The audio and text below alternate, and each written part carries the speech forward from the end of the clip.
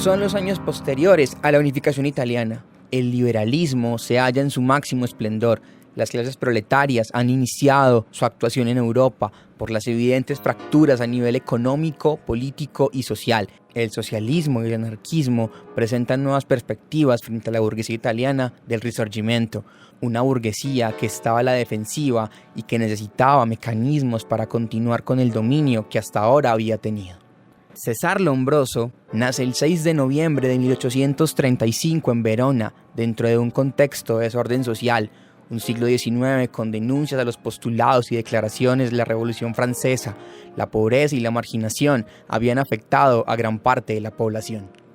En 1852 se inscribe en la Facultad de Medicina de la Universidad de Pavía, donde se gradúa en 1858. Al poco tiempo participa en campañas contra la pelagra en Lombardía, contribuyendo con la educación de los campesinos pobres.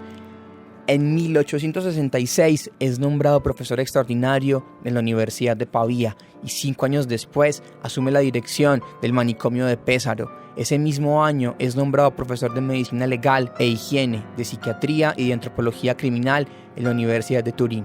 Casado en 1870 con Nina de Benedetti, tuvo 5 hijos. Este médico perteneció al abundante número de intelectuales que la rica burguesía del norte italiano supo comprar. Tras las luchas por la unificación italiana, el moderantismo burgués fue suficientemente hábil para colocar el nuevo reino bajo la salvaguarda del ejército piamontés e incorporar a sus intereses un gran número de intelectuales de muy variado origen político y regional. Así, la criminología positivista surge como respuesta a tal situación, para aportar elementos para la conservación del orden establecido, que se asume como un orden natural que se debe defender. Lo que se busca es acudir a la ciencia para garantizar el orden social, ya no a la razón. Así puede ser perfectamente explicada la negativa actitud de Lombroso ante el genio y el político extremista. La sociedad burguesa italiana predicaba un moderantismo a ultranza, enemigo de cualquier polarización. De la misma manera, este potente grupo social deseaba ocultar sistemáticamente la innegable repercusión de los nuevos cambios sociales sobre la delincuencia.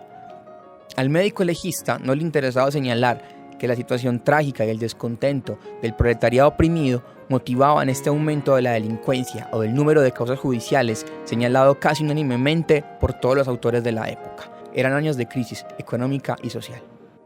La teoría del delincuente nato de Lombroso partió de los datos recogidos en más de 400 necropsias de delincuentes y 6.000 análisis de delincuentes vivos, gracias a sus cargos ocupados como profesor de medicina legal, así como de director del manicomio de Pesaro. Por otra parte, Lombroso realizó un estudio con 25.000 reclusos de distintas cárceles europeas con el que relacionó estrechamente el atavismo y la criminalidad.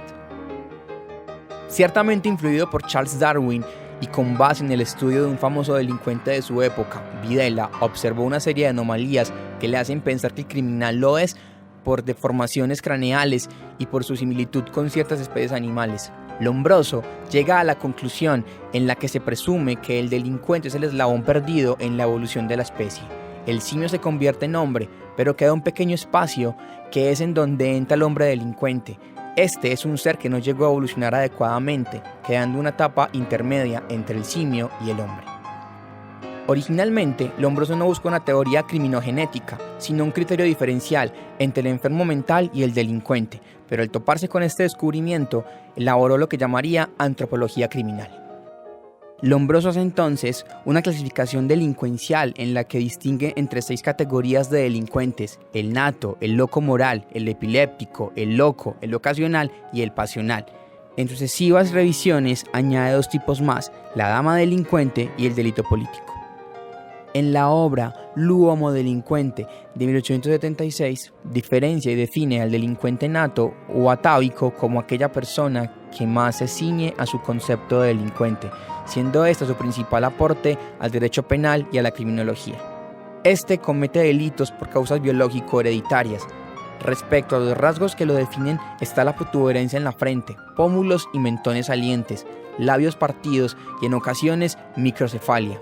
Afirma que se prostituyen con mayor facilidad, que viven en la promiscuidad, que cometen fácilmente homicidio. Compara el delincuente nato con un salvaje, al que le gusta tatuarse, es supersticioso, le gustan los amuletos y prefiere los colores primarios. El loco moral sufre un estado psicopatológico que le imposibilita la valoración normal de una conducta desde la perspectiva moral, a pesar de que su capacidad cognitiva y volitiva permanece intacta.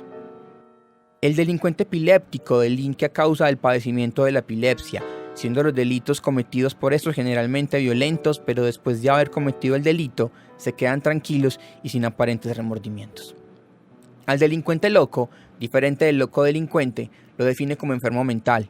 El crimen no es más que una manifestación de su patología, considerado inimputable, y en este tipo se enmarca, por ejemplo, al alcohólico o al histérico. Por último, el delincuente pasional tenía alterada su capacidad volitiva y la percepción de los sucesos o acontecimientos, experimentando episodios de ira y rabia. Para atender a su imputabilidad, habría que analizar distintos aspectos psicológicos.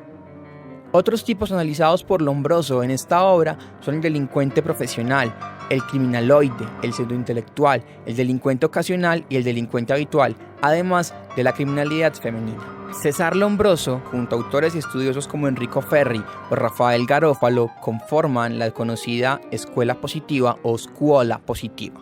Fallece el 19 de octubre de 1909 mientras dormía. Le faltaban pocos días para cumplir 74 años.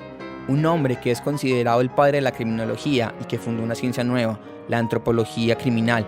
Sin lugar a dudas, un hombre brillante, que al final de su vida debió reconocer que había delitos cometidos por personas normales, sin estigmas en su cuerpo.